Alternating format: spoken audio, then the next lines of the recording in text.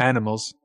Some of the earliest images known are of animals, daubed on the walls of caves some 40,000 years ago. Since then, animals have been portrayed in religious rituals, as sacrifices, mythical creatures, or incarnations of gods and goddesses, symbolically in Christian art, or simply as pets.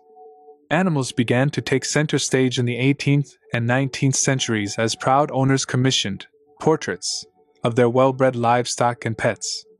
Some painters made a living specializing in hunting and racing scenes. Today, animal art is as popular as ever, even down to installations that put a contemporary spin on taxidermy.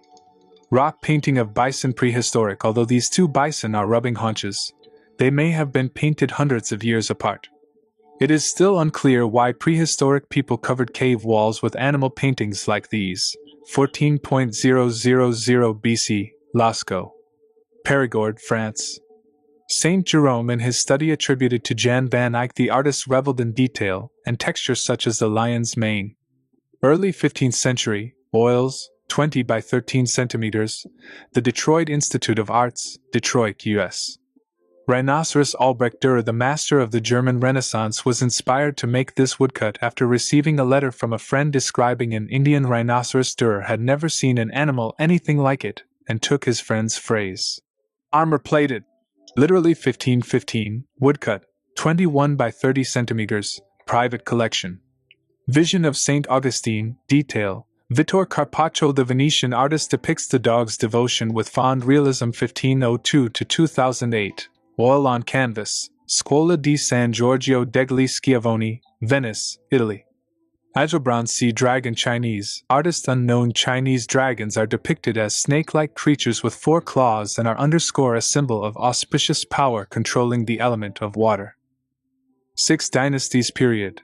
295-589 c. Private collection.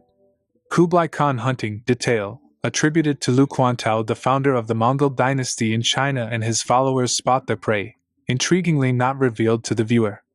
1270-1300, Yuan Dynasty, ink and color on silk, National Palace Museum, Taipei, Taiwan.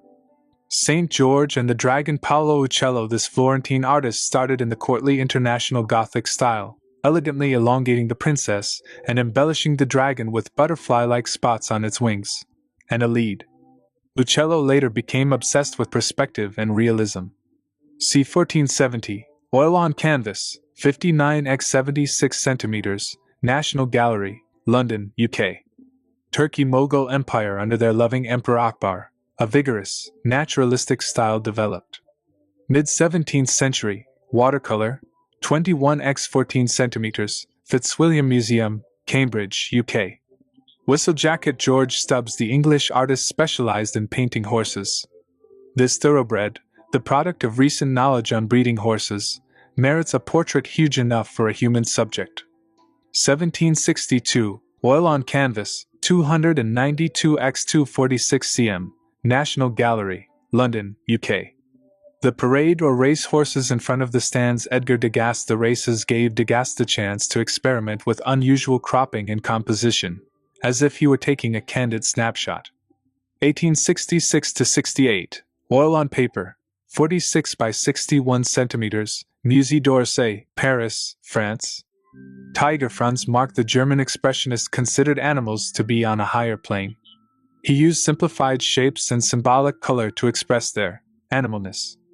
1912, oil on canvas, 111 by 112 centimeters, Städtische Galerie im Landbuchhaus, Munich, Germany. The physical impossibility of death in the mind of someone living. Damien Hirst, the controversial artist's most famous work, a shark floating in a tank, reflects his fascination with death. 1991, glass, steel, silicone, shark, and formaldehyde, 213 by 640 by 213 centimeters, Saatchi Gallery, London, UK. Tiger attacking a wild horse. Eugene Delacroix. French romantic. Delacroix painted horses with wild Byronic vitality. Sweeping brush marks capture the horse's fear and agony in the face of certain death. C. 1826-29, pen and ink and watercolor, 18 by 25 centimeters, Louvre, Paris, France. Monarch of the Glen Sir Edwin Landseer, Queen Victoria's favourite painter, appealed to the Victorians' Clmulli of animal subjects, the very reason that caused his reputation to decline in the 20th century. 1851, oil on canvas, 164 x 169 centimeters, United Distillers and Vintners, Fife, UK. Tiger in a tropical storm, surprised. Henri Rousseau, the artist's childlike style and vivid color palette peaked in his Jungle, Scenes of Exotic Animals. 1891, oil on canvas, 130 x 162 centimeters, National Gallery, London, UK. Joe's Black Dog. Marjorie Weiss, the contemporary American artist, shows a giant dog dwarfing the landscape. The low viewpoint makes it seem even larger. 2000, acrylic on canvas, 76 by 76 centimeters, private collection. We're in the Wallace collection and we're looking at a Rosa Bonheur. This is called Sheep, and it's on a wall with lots of other paintings, but we both noticed how it just really stands out. It really does. The effect of real light in this landscape is remarkable. And, she was an animal painter, but the landscape is also really pretty fabulous. And it's a complicated landscape. You have rain in a couple of areas and light coming through. And what I find so incredibly complex is the way that light plays on the fur of the sheep, as well as the brush and the grass in the foreground. It's so complicated. It's a sense of minute depth, in a way. It almost, in some ways, reminds me of a pre-Raphaelite painting in its attention to detail and actually observing nature instead of a kind of academic formula. When we look at the paintings of women of the 19th century, we so often see domestic scenes, but here she is out in nature. And it wasn't easy for her to do that. No, not at all. I mean, this is a relatively pastoral scene, but nevertheless, and her paintings really do show animals in a much more aggressive way. We know that Rosa Bonheur obviously wasn't easy for her as a woman to be a professional artist, and in fact, in order to sort of be out in the fields and painting animals, it was much more efficient and comfortable to wear pants, but she actually had to petition the French government I remember that, yes. to wear pants.